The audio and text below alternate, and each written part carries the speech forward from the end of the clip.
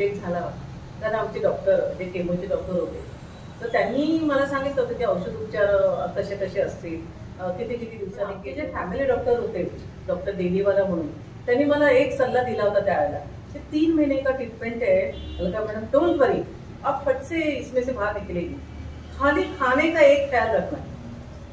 त्यांनी सांगितलं होतं तुम्ही बदाम रात्री बदाम 4 किंवा 5 बदाम भिजत टाका, रोज सकाळी त्याच्या ते बदाम सोलून घ्या, खा आणि त्याच्याबरोबर एक खजूर, 2 अक्रोड आणि कुठलंही जेवण जेवताना अगदी छानपैकी मस्तपैकी हसत करत जेवा. आणि या केमोच्या डॉक्टरने सुद्धा मला हे सांगितलं होतं की तुम्ही प्रत्येक 4 तासांनी काही ना काहीतरी खायलाच हवं, 5 लिटर पाणी प्यायला हवं आणि त्याच्याबरोबर जेवण झालं की 40व्या मिनिटाच्या अगोदर तुम्ही जेवण घ्यायला हवं. कारण प्रत्येक 40 मिनिटानंतर त्या जेवणामध्ये थोडेसे बॅक्टेरियाज व्हायला सुरुवात होते. जे जे शरीरामध्ये वेगवेगळे बदल होत गेले किंवा मला काय काय होत होतं एक्झॅक्टली, घाम यायचा म्हणा किंवा काय, हे सगळं मी ना एका कागदावर उतरवत होती, थोडंसं मनामध्ये साठवत होती. तर त्यावेळेला मग मी विचार केला की आपण हे लोकांपर्यंत पोहोचवायला हवं ना की हे सगळं मला झालेलं आहे, मी ज्या गोष्टीतनं जाते तर उद्या दुसरी पिढी किंवा दुसरं कोणी पण याच ह्याच्यातनं जाणार. म्हणून मग मी माझी पती देवेंद्र भुजबळ यांना म्हटलं, तर म्हटलं असं मला वाटतं की काहीतरी आपण लोकांपर्यंत पोहोचण्यासाठी काय करावं. ते म्हणाले लिहून काढ तू, एक पुस्तक लिहि याच्यावर. म्हटलं मला जमेल, म्हटलं आतापर्यंत थोडंसं लिहित होती ती गोष्ट, पण पुस्तक लिहायचं म्हणजे. पण मी धैर्यस्थ केलं आणि त्यांची मला एवढी मदत झाली की त्यांच्या स्टाफने सुद्धा, कारण मला ना हातात काही धरता येत नव्हतं, पेन सुद्धा धरता येत नव्हतं, त्यामुळे कारण हाताला असे म्हणजे कंप सुटायचा, असं सगळ्या गोष्टी होत होत्या, म्हणजे पेन धरलेलं हे सुद्धा कळायचं नाही असं हातात. तर मग त्यांनी मला एक लेखनिक दिला, मी त्यांना सांगायची की मला असं झालं तर अमकं झालं, या केमोनंतर अमकं झालं वाटतं, किंवा प्रत्येक गोष्ट जे माझ्या मनात होतं ना ते मी त्याला सांगत दिले आणि तो टाईप करत. नमस्कार, माध्यम ग्रुपच्या वतीनं मी आपल्या सर्वांचं स्वागत करतो. मित्रांनो, आज एका विशिष्ट व्यक्तिमत्वाची ओळख मी आपल्याला करून देणार आहे. नुसती ओळखच नाही तर तुमच्या सर्वांचा प्रतिनिधी म्हणून त्यांच्याशी सुसंवाद सामाजिक कार्यात स्वतःला झोकून देणाऱ्या अलकाताई भुजबळ यांच्याशी मी आपला परिचय करून देणार आहे. नमस्कार अलकाताई. सौभाग्यवती अलकाताई देवेंद्र भुजबळ हा सगळा वेदनेचा प्रवास अलकाताईंनी कसा हसत खेळत केला. परंतु अलकाताई, मला एक विचारायचं आहे की कॅन्सर झालेला एखादा रुग्ण आणि त्याला कॅन्सर झालाय हे लक्षात आल्यानंतर प्रचंड घाबरून जाणारे ते यांना दिलासा देण्यासाठी आपण काय, त्यांना दिलासा मिळावा, केवळ ते ऐकून त्यांना दिलासा मिळेल असं नाही, पण त्यांना सकारात्मक ऊर्जा त्यांच्यामध्ये निर्माण व्हावी, जगण्याची आशा निर्माण व्हावी, याच्यासाठी आपण काय केलं. ज्यावेळेला मला कॅन्सर डिटेक्ट झाला कारण आमचे डॉक्टर जे केमोचे डॉक्टर होते तर त्यांनी मला सांगितलं होतं की औषध उपचार कसे कसे असतील, किती किती दिवसांनी केमोज असतील. पण आमचे जे फॅमिली डॉक्टर होते डॉक्टर देनीवाला म्हणून, त्यांनी मला एक सल्ला दिला होता त्यावेळेला कि 3 महीने का ट्रीटमेंट है अलका मैडम, डोंट वरी, आप फट से इसमें से बाहर निकलेगी, खाली खाने का एक ख्याल रखना. त्यांनी सांगितलं होतं तुम्ही बदाम रात्री बदाम 4 किंवा 5 बदाम भिजत टाका, रोज सकाळी त्याच्या ते बदाम सोलून घ्या, खा आणि त्याच्याबरोबर एक खजूर, 2 अक्रोड आणि कुठलंही जेवण जेवताना अगदी छानपैकी मस्तपैकी हसत करत जेवा. आणि या केमोच्या डॉक्टरने सुद्धा मला हे सांगितलं होतं की तुम्ही प्रत्येक 4 तासांनी काही ना काहीतरी खायलाच हवं, 5 लिटर पाणी प्यायला हवं आणि त्याच्याबरोबर जेवण झालं की 40व्या मिनिटाच्या अगोदर तुम्ही जेवण घ्यायला हवं. कारण प्रत्येक 40 मिनिटानंतर त्या जेवणामध्ये थोडेसे बॅक्टेरियाज व्हायला सुरुवात होते. कुठलंही फळ खाताना कुठलंही टॅमॅटो कच्चा गोष्टी खाऊ नका आणि कुठलंही फळ खाताना ते सोलून खायचं, ते पहिला मिठाच्या पाण्यात ठेवा, ते चोरून खा. या सगळ्या गोष्टी अशा एक एक सांगितल्यानंतर आहे ना, पण 5 लिटर पाणी कंपल्सरी प्यायचं. आणि हे सगळं मी स्वतः आजमावलं. मला काही वेळेला त्रास झाला पहिल्या केमोच्या नंतर, माझे केस ज्यावेळेला मी विंचरायला गेली त्याला एका साईडने असे पूर्णतः केस निघाले, म्हणजे असे एवढे लांब केस होते. ते एका साईडने असे पूर्णतः निघाले. बापरे, केस निघाले नंतर एक साईडमध्ये केस, एका साईडला केस निघाले. आम्ही समोर आरशामध्ये बघितलं तर मी एकदम दचकून गेले होती. पण डॉक्टरांचं बोलणं मला त्याला आठवलं की त्यांनी सांगितलं की ठीक आहे, हे झालं मग तू काही घाबरू नको. तर मग मी, माझी मुलगी घाबरले ते असं मला या वेशामध्ये बघून तिला एकदम धस झालं. बापरे, मम्मीकडे असं बघू शकत नाही. तर मी पूर्णतः शांत राहिली, मनाला समजवलं आणि त्याच्यानंतर मग परत एक केस पिंचले, दोन्ही साईडचे केस एक काढले आणि एका याच्यामध्ये ठेवून दिले. मला वाटलं या केसांचा उपयोग नंतर आंबाडा किंवा असं काही गोष्टी किंवा गंगावण वगैरे करायला त्याचा होईल. पण तो नंतर डॉक्टर म्हणाले हे डेड झालेले केस आहेत, त्याचं काहीच होणार नाही. तर मग ज्यावेळेला माझे जाऊबाई आलं तर त्याने मी म्हटलं तिथे थोड्याशा ज्या 2-3 बटा आहेत ना त्याही तुम्ही कापून टाका आणि केसांना भुवायला सुद्धा केस वगैरे नव्हते. मग हे मी ऍक्सेप्ट केलं आणि या सगळ्याचा खरं सांगते परिणाम बघायला गेलं तर ज्या वेळेला इतर ज्याच्या माझ्या मैत्रिणी कोणी माझ्याकडे सल्ला विचारायला यायच्या तेव्हा काय, तर त्यांना मी हेच सांगितलं की हे सगळं माझ्या बाबतीत झालं, हे तुम्ही पण माझ्या पद्धतीनेच सकारात्मक विचार करा आणि या सगळ्या गोष्टीवरून भर द्या. तुम्ही जेवण वेळेवर घ्या, 5 लिटर पाणी घ्या, बदाम खा, खजूर खा, अक्रोड घ्या.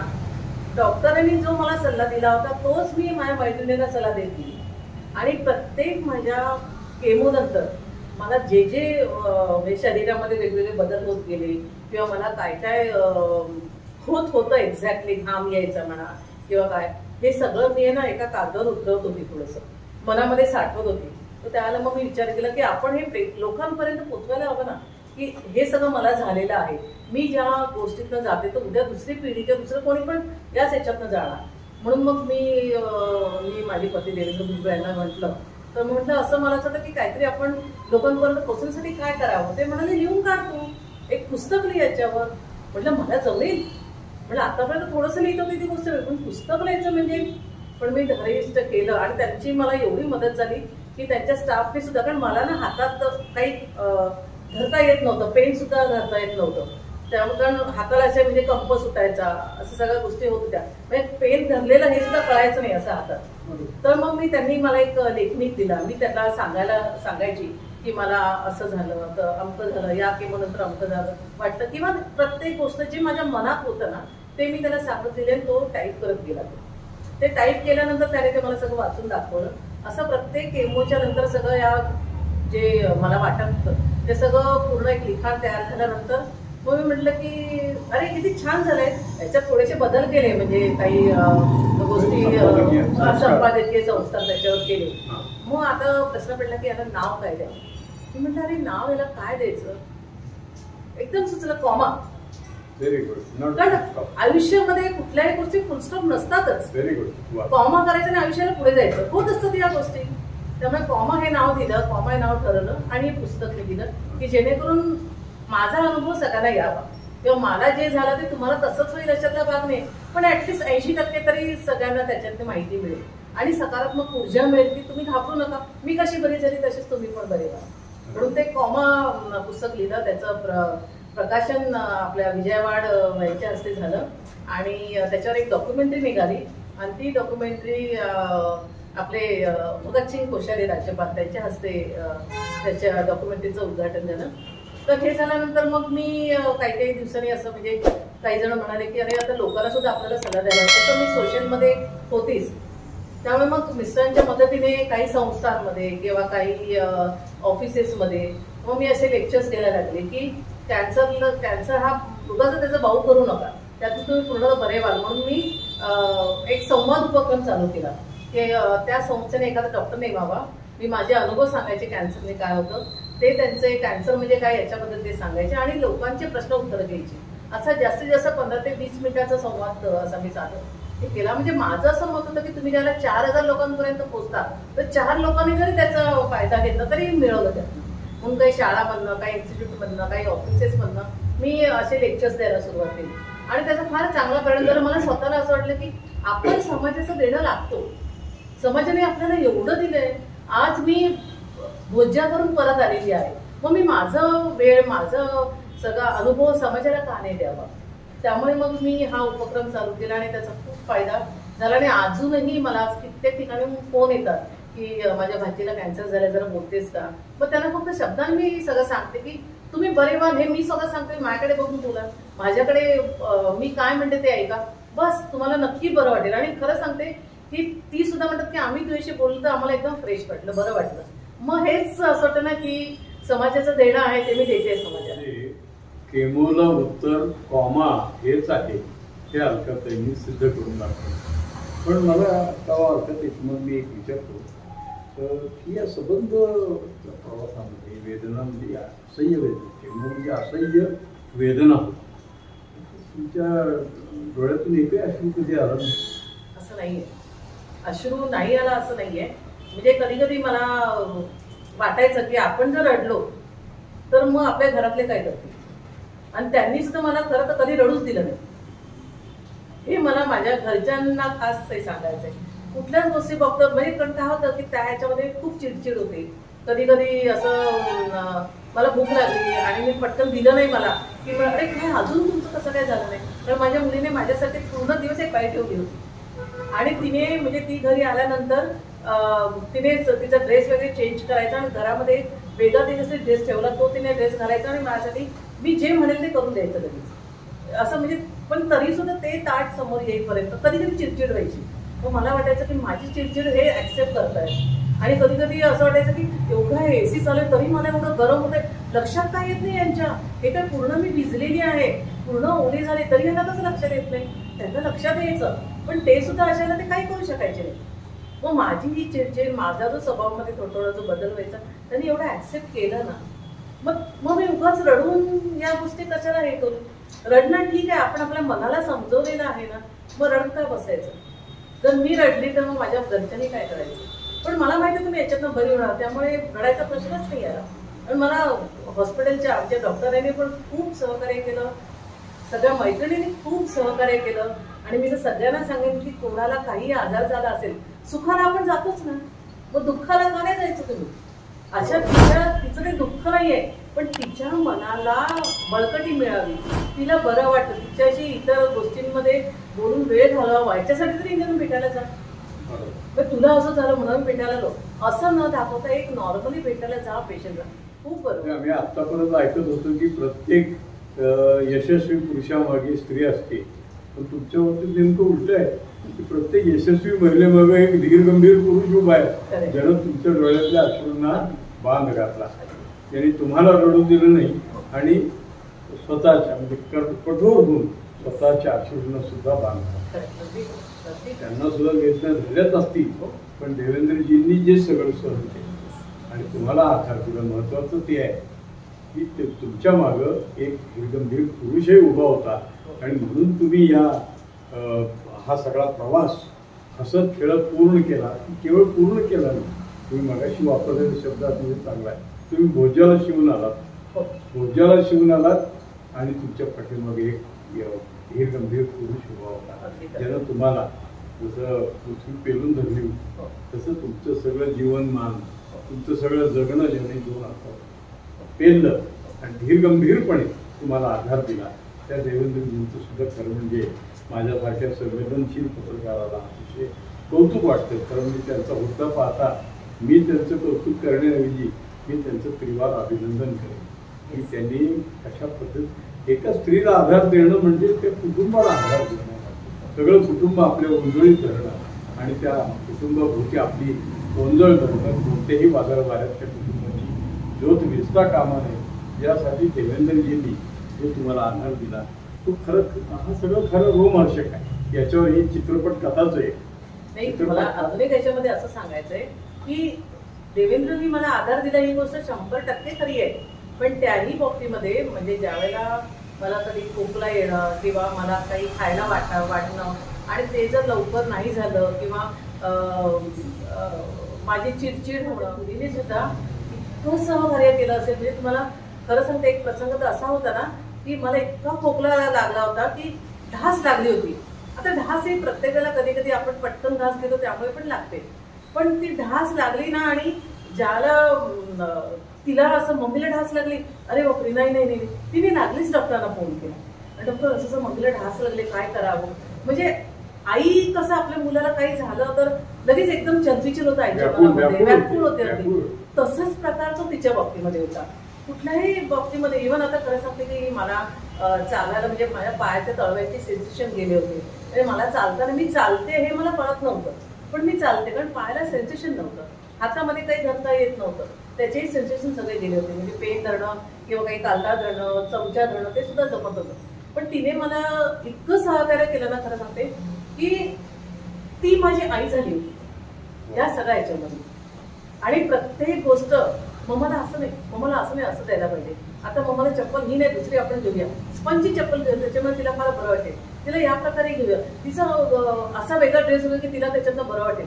आणि इव्हन तिच्या घरची बाई म्हणजे तिच्याकडची काम करणारी बाई होती ना, तिने सुद्धा म्हणजे पुरणपोळी आवडते म्हणून तिच्या घरून ज्याला मी ऑपरेशनवरून आली तिच्या घरून खासरी पुरणपोळ्या मला करून आणल्या की नाही नाही तुम्हाला पुरणपोळ्या आवडतात ना म्हणून मी खास करून आणल्या.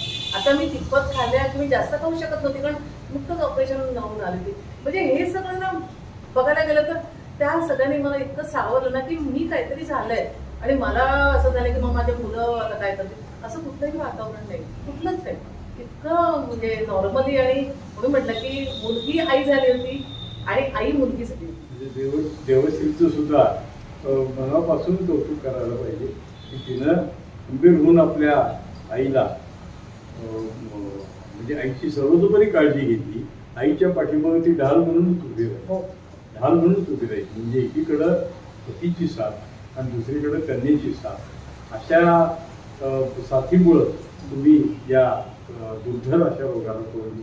परंतु तुमचा हा सगळा जीवनपट मी ज्यावेळेस ऐकला, तुमच्याबद्दलची माहिती, त्यानंतर तुम्ही एका आंतरराष्ट्रीय ख्यातीच्या वेबसाईटच्या संपादित झाला. खरं म्हणजे तुमचं क्षेत्र वेगळं होतं, तुमचं पूर्ण क्षेत्र वेगळं होतं. तुम्ही एका कोणत्या डिपार्टमेंटमध्ये नोकरी सेवा करत होता, तिथून ते निवृत्त झाल्यानंतर तुमचं हे पुढं हे सगळा संघर्ष हा सगळा, आणि याच्यावर मात केल्यानंतर पुन्हा तुम्ही न्यूज स्टोरी टुडेच्या संपादिका झाल्यात. ज्या न्यूज स्टोरी टुडेचे जगामध्ये 5 लाख व्ह्युअर्स आहेत, अशा आंतरराष्ट्रीय वेबसाईटच्या आपण संपादिका आहात. खरं म्हणजे आपलं अभिनंदन, एक पत्रकार म्हणून मी मनापासून अभिनंदनच करतो की एखाद्या वेबसाईटला एवढं यश मिळणं कल्पनेच्या बाहेरचे यश आहे. मी या न्यूज स्टोरी टुडेतल्या अनेक फीचर्स मी बारकाईनं पाहिलेले आहेत आणि क्वचित प्रसंगी लिहिलेलं पण आहे. पण मिळणारा जो प्रतिसाद आहे, मला आठवतं आहे चांगलं की एक माझ्या फीचरला बाहेरच्या देशातून प्रतिक्रिया आली, सिंगापूरमधून हां प्रतिक्रिया आली. आणि त्यांनी मी त्या झाडावर लिहिलं होतं हे दुर्मिळ वृक्ष लातूरमध्ये आहे, आणि त्याच्यावर त्यांनी मग ते त्या वृक्षाची जात, तो कोणत्या स्वरूपाचं ते फळ आहे वगैरे सगळं सांगितलं होतं. तेव्हा अशा प्रचंड प्रतिसाद मिळालेल्या वेबसाईटच्या आपण संपादिका झाला, हे यश मिळालं. ज्यावेळेस त्या सगळ्यात शेवटी आम्ही तुमचा फोटो पाहतो आणि संपादिका अलका भुजबळ ते वाचतो, त्यावेळेस एका मराठी महिलेचा हा सगळा प्रवास नेत्रदीपक, डोळे दिपवून टाकणारा आहे असं आम्हाला वाटतं. या प्रवासाबद्दल आपण काय सांगा? या आजारातनं म्हणजे मला कॅन्सर डिटेक्ट झाला 2017 साली, ऑक्टोबर 2017, आणि माझी ट्रीटमेंट तशी फेब्रुवारी 18 संपली. त्याच्यानंतर मग कोरोना सुरू झाला 19-20ला. आणि या कोरोनाच्या काळामध्ये माझ्या मुलीने हे वेब पोर्टल चालू केलं, newstorytoday.com. हे वेब पोर्टल ती आणि माझे पती देवेंद्र भुजबळ या दोघांनी चालू केलं. मला त्याच्यातलं एवढं काही माहीत नव्हतं. थोडंसं मला लिखाणाची माहिती होती आणि 91 साली मी 3 महिन्याचा कोर्सही केला होता पत्रकारितेचा. थोडंसं लिखाण करायची, वाचन माझं होतं खूप. पण तरीसुद्धा असं म्हणजे हे दोघं या क्षेत्रातले पत्रकारितेमध्ये, आणि तसं बघायला गेलं तर आज एवढी वर्ष याचा सहवास असल्यानंतर लिखाणाबद्दल खूपसं माहिती झालं होतं आणि चर्चा चालायची आमच्याकडे घरामध्ये. चर्चा म्हणजे यांनी ही बातमी अशी का लिहिली, त्यांनी हे असं का लिहिलं, हे वाक्य असं असं आलं, अशी चर्चा आमच्याकडे घरात. त्याच्यामुळे नॅचरली ते संवाद पडल्यामुळे मला असं खूपसं माहिती झालं होतं. पण त्याचा प्रत्यक्ष अनुभव हा ज्याला मी वेब पोर्टल चालू केलं म्हणजे त्या दोघांनी, आणि तिला अचानक दुबईला जावं लागलं. मग तिने सांगितलं की मी मम्मीला शिकवते, मम्मी टेक्निकलमधलं आहे तिला माहिती, तर मम्मी ते सगळं हँडल करू शकेल, मी तिला सगळं सांगते, आणि पप्पा बाकीचं काम तू करू शकतोस. मग तिने मला टेक्निकली सगळ्या काही गोष्टी सांगितल्या. आणि मला सुद्धा आफ्टर ऑल क्रिएटिव्हिटी पहिल्यापासून माहिती होती करायची आवड होती, कारण मी सोशल कामांमध्ये खूप वेगळं असायची त्यावेळेला आमच्या ऑफिसच्या कामामध्ये. मी MTNL मध्ये सेवानिवृत्ती घेतली होती आणि वेळ होता, तर मग हे सगळं एक एक हळूहळू शिकत गेली. 1 महिन्यामध्ये मी स्वतःला थोडंसं तयार केले. हां ठीक आहे, आता आम्ही वेब पोर्टल परत नव्याने चालू करू शकतो. ते मला शिकवल्यानंतर आमचा 1 महिना असं सगळं शिकण्यामध्ये गेला. आणि मग ज्याला मी माझ्या पद्धतीने क्रिएशन करायला लागली, तर तिला खूप अडचणी येत होत्या. तिने मला प्रत्येक अडचणीवर कसं मात करायची, काय करायचं, मग कुठून फोटो घ्यायचा, कसा क्रॉप करायचा आणि कसं त्याच्यामध्ये आपल्याला त्या पोर्टलमध्ये लेख कसा बसवायचा, अडचण येता येता तिने सगळं सांगत गेली. ती म्हणजे आता तू स्वतः करायला लाग. आणि स्वतः ज्याला मी करायला लागली, नवीन नवीन गोष्टी शिकायला लागली, त्यामुळे अरे इतकं इंटरेस्टिंग आहे. ऑफिसमध्ये PC हँडल करणं आणि पोर्टल फरक आहे, पण टेक्निकली शिकत गेल्यानंतर त्यात आवड निर्माण एवढी झाली ना की मी हा विचार करायला गेली की समाजाचं देणं लागतोच आहे, समाजाला आपल्याला द्यायचंच आहे. आणि या वेब पोर्टलद्वारे आम्ही तर गुन्हेगारी नाही, कुठलं राजकीय नाही त्याच्यामध्ये. फक्त ज्यांना काही काही गोष्टी ना की प्रत्येक गोष्ट पेपरमध्ये येऊ शकत नाही, जे आमच्याकडे पाठवायचे, लेख पाठवायचे, कोणाचं त्यांची पर्यटनबद्दलचा अनुभव वगैरे पाठवायचे, काही लेख असायचे, काही कविता असायच्या, तुम्ही पाठवा, एडिटिंग करायला आम्ही आहोत आणि त्याचं क्रिएशन करायला मी आहे. फीचर फोटो किंवा त्या लेखाच्या अनुसरून प्रत्येक पॅराच्या नंतर असा काही फोटो वापरायचा की त्या पॅरामध्ये काय लिहिलेलं आहे त्या फोटोमधून कळायला हवं. ते वाचनीय कसं होईल त्याच्यावर मी जास्त भर देत गेला. आणि त्या वाचनीय झाल्यानंतर सुद्धा प्रेक्षकांची संवाद, म्हणजे हे जे आपले वाचक आहेत त्यांच्यासाठी आम्ही काय करायचो, स्नेहमिलन घ्यायचो. की आतापर्यंत लेखक माहिती होते, आम्ही फक्त फोनवर बोलणं होतं किंवा व्हॉट्सअपवर आमचा संवाद होता. मग स्नेहमिलन आम्ही चालू केलं. स्नेहमिलन चालू केल्यामुळे काय झालं, प्रत्येक एरियामधले लेखक वाचकांना एकत्र करून गप्पा गोष्टी हा स्वरूप ठेवला. तर त्यांना तुम्ही कोण, मी कोण माहीत नसायचं, पण या ह्याच्यामुळे ते माहिती झालं, एकमेकांना ओळखायला लागले आणि अगदी घरेलूपणा झाला, फॅमिली झालो आम्ही. म्हणजे ही आता मी तर म्हणते वेब पोर्टलचे आमचे लेखक आणि कवी जे आहेत ते सगळे आमचे एक्सटेंडेड फॅमिली आहेत. आणि आम्ही वेब पोर्टल जे आता हे जे केलं तो कसं वाचनीय होईल, लोकांनी लिहिलेलं त्याच्यामध्ये त्यांना जो समाधान मी दिलं आणि त्याने माझं वेब पोर्टलवर तो लेख घेतला किंवा ती कविता घेतली आणि ती इतकी सुंदररित्या मांडलेली आहे की ते आपल्या सगळ्या मित्र मैत्रिणींना पाठवत गेले, त्यामुळे ते व्ह्यूवर्स पण वाढत गेले. आणि कसं होतं की प्रत्येक गोष्ट तुम्ही पेपरमध्ये दिल्यानंतर त्याचे काही लिमिटेशन्स असतात. आपल्याला पोर्टलवर दिल्यानंतर ते येतं आणि ते एकाच वेळेला 85 देशांमध्ये जातं आणि एवढी लोक ते वाचू शकतात. हे जे ते समाधान त्या आपल्या वाचकांना, लेखकांना मिळालं, तर त्याच्यामुळे त्याचं व्ह्यूवरशिप वाढत गेली आणि मुळात आत्मिक समाधान की मी पण काहीतरी छान क्रिएट करते. त्या मग हे आजार वगैरे काय होत असतं, लिव्ह इट. आता आपल्याला फक्त जग आहे, जग जिंकायचंय एवढंच माहिती मला. आता साधारणपणे पत्रकार हे भिंती निर्माण करतात अशा एक समज समाजामध्ये असते की माणसामध्ये भिंती निर्माण करतात. पत्रकारांचं बांधकाम एवढंच भिंती बांधणी, परंतु म्हणजे हे अर्ध सत्यच आहे, त्याच्यावर माझाही विश्वास नाही. परंतु तुमचं वेबसाईट हा माणसांना जोडणारा पूल आहे आणि हे तुमचं बांधकाम आम्हाला फार महत्त्वाचं आहे. माणसावर 5 लाख व्ह्यूअर्स, एका मराठी बाईला, मराठी महिलेला तेवढं उत्तुंग यश मिळतं आणि तुम्ही त्या याच्यामध्ये जे यशामध्ये भागीदार आहेत त्यांचाही कृतज्ञतेने उल्लेख केलेला आहे. आपल्या पतीनं आपल्याला सहकार्य केलं, कन्येनं सहकार्य केलं. हे सगळं करत असताना तुम्हाला नेमकं कुटुंबामध्ये एका पत्रकाराची पत्नी असताना की एक दिव्या, आता मगाशी तुम्ही उल्लेख केला की घरात नेहमी बातम्यांची चर्चा व्हायची, कौटुंबिक विषय फार कमी. साहेबांचं तर असं होतं की ते कुठं मिसळलेलेही नाही त्या नोकरीमुळे. आणि फार विचित्र होतं. मला आठवत आहे एकदम मुंबईत मी तुम्हाला फोन केला, साहेब घरी आले का म्हणून, संध्याकाळी 6 वाजता. आणि तुम्ही म्हणा हो पत्रकार संध्याकाळी 6 वाजता घरी येत असतो का मला. म्हणजे या सगळ्या कौटुंबिक गाडी अडचणी, हे दिव्य, हे पार पडताना तुम्ही काय कसरत केली तुम्ही ही सगळी कसरत करत करत करत पुन्हा आणखी एक शिखर पार केलं, आणखी एक उत्तुंग शिखर गाठलं. तुम्ही प्रकाशन व्यवसायाकडे वळला, प्रकाशिका आहेत. हे सगळं कसं झालं, हा काय हा प्रवासच सांगा. आता तुम्ही मला हा प्रश्न विचारात की पत्रकार हे 2 पत्रकार घरात असताना कसं तुम्ही जर सांभाळलं. खरं बघायला गेलं ना तर हा जो संवाद आमच्याकडे घरी व्हायचा की आमचं चहा पिताना संवाद त्या लोकसभेमध्ये ही जी बातमी आली ना ही अशी नाही यायला हवी होती. मठामध्ये ही जी बातमी आली ना या पद्धतीने नाही यायला हवी. हे जे त्यांनी बरोबर लिहिलेलं नाहीये. आता त्यांनी संपादकाची किती चूक आहे ती सांगायची. मग माझे पती त्याच्यावर वेगळं काहीतरी अजून तिला उत्तर द्यायचे. तिचं बोलण्याचे रोग वेगळा, कारण ती एक यंग पत्रकार आणि हे सरकारी माणूस, त्यामुळे ते त्यांच्या पद्धतीने बोलायचं.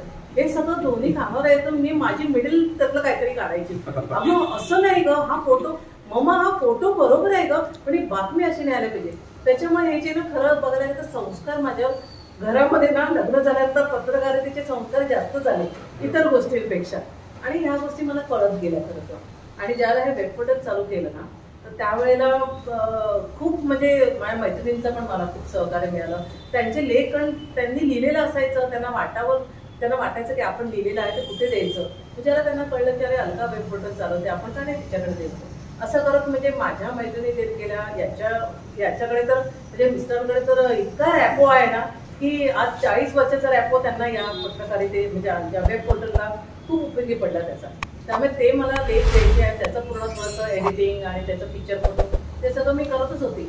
आणि त्यांनी जे जे लिहिलेलं म्हणजे त्यांच्याही मनामध्ये मैत्रिणींच्या काही मनामध्ये एवढं साठलेलं होतं ना सगळं की त्या एक देत गेल्या. आणि अशा म्हणजे एका मैत्रिणीचे 27 भाग झाले. म्हणजे ती कसं लहानपणापासून आयुष्य जगली, मग कशी ती मोठी झाली, कशी ती त्याच्यातनं तरली, मग कसं लग्न झालं, हा सगळा तिचा जीवन प्रवास जो आहे ना तिने तो 27 भागांमध्ये मला दिला. आणि तो मी वेब पोर्टलला आम्ही घेतला. तर मग तिचं म्हणणं पडलं अगं हे घेतलं पोर्टल तर आता आपलं कायमचं आपल्याकडे राहणार, कधी मी उलगडून बघू शकते. पण मला ते असं वाटते की पुस्तक रूपाने ते आपल्याकडे असायला हवं. म्हटलं हो चांगली कल्पना आहे. तर मी म्हटलं की नाही म्हणजे कल्पना जरी तू काढायचंय. अगं म्हटलं मला त्याच्यात ते काहीच माहिती नाहीये. मी आता मिस्टरांकडे अनुभव होता, त्यांना ते या क्षेत्रातले आहेत, तर हा सगळा अनुभव होताच. त्यामुळे मी म्हटलं की आता कुठल्या पद्धतीने आपण करू शकतो. मग मी याला विचारलं की म्हटलं अरे काय करावं, आपण पुस्तक प्रकाशन या व्यवसायाकडे वळायचं का. तिचं एक पुस्तक प्रकाशित करू बघू आपण, पण त्याच्या अडचणी काय, ते कसं प्रकाशित करावं याच्याबद्दल मला काहीच माहिती नाहीये. तर तो म्हणाला तुला करायचं तू कर, पण तुला खास कळते सगळे शिकून घ्यावे लागतील. म्हटलं ठीक आहे. मग एका प्रिंटरची ओळख करून दिली त्यांनी. त्यांच्याकडे बस ते कसं प्रिंट करतात, काय असतं, कुठला पेपर वापरतात, किंवा त्यांचे काय संवाद असतात ते सगळं बघ.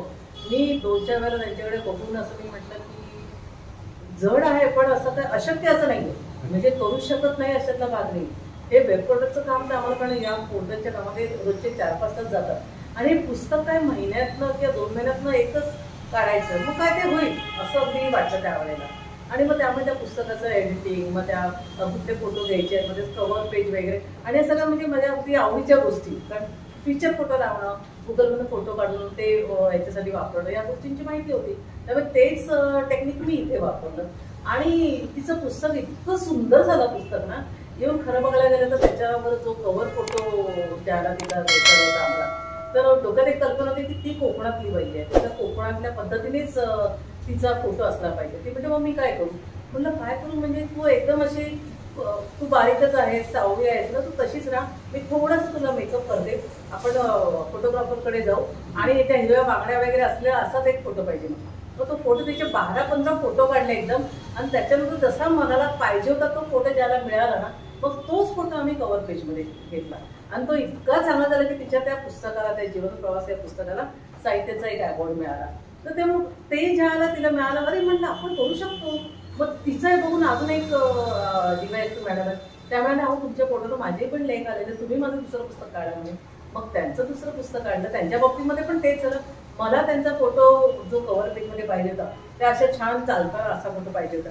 तर त्या म्हणाला नाही मी असा फोटो कसा काय काढू. म्हणजे तुम्ही फक्त घरी या, ड्रेस आणा तुमचा आणि आपण फोटोग्राफरकडे जाऊ, तिथे तुमचा ड्रेस घाला. मी त्याने छान मेकअप, एवढा मेकअप केला तेवढं मी आयुष्यात कधी पावडरच लावली नाही. तर म्हटलं ठीक आहे मी करते तुम्हाला मेकअप छानपैकी, काळजी करू नका. आणि त्यांना इतका असं म्हणजे लाईट मेकअप करून त्यांचा फोटो इतका सुंदर आला ना, तोच फोटो मग आम्ही तर कव्हर पेज म्हणून घेतला. म्हणजे असं एक करता करता मला त्यांचं पुस्तक ते काढतात. त्यांचं नाव आहे सुनीता नाशिककर, DYSP मॅडम आहे त्या, आणि त्या कोल्हापूरवरून त्या रिटायर झाल्या. तर त्यांचं ते मी पोलीस अधिकारी झाले असं त्या नावाचं ते पुस्तक, ते दुसरं पुस्तक. असं करता करता मग एक पुस्तक आम्ही छापत गेलो, करत गेलो. म्हणजे अडचणी आल्या नाही असं नाही, मला काही गोष्टी कळायच्या नाहीत किंवा म्हणजे मी करते ते बरोबर आहे की नाही. माझ्या सोबतीला तर एवढा मोठा संपादक माणूस आणि एवढा 40 वर्षाचा अनुभवाचा माणूस आहेच, त्याने तर मला खूप गाईड केली, नो डाऊट. पण मी शिकत गेली आणि त्याच्यामुळे आज आमची टोटल 10 पुस्तकं निघाली. मग पोर्टल आणि हे पब्लिकेशन असं दोन्ही आम्ही एकाच वेळेला चालवतोय. आता 4 पुस्तकं आमची येऊ घालतायत, कारण त्याचं आता एडिटिंग चालू आहे. म्हणजे हा सगळा जो जीवन प्रवास आहे हे केवळ माहितीचं भांडार नाही, हे चैतन्याची प्रयोगशाळा आहे, एका चैतन्याची प्रयोगशाळा आहे आणि जगती मशाल आहे. पुन्हा एकदा त्यांनी सिद्ध केलं की लढणे वालों की करने में जहान होता.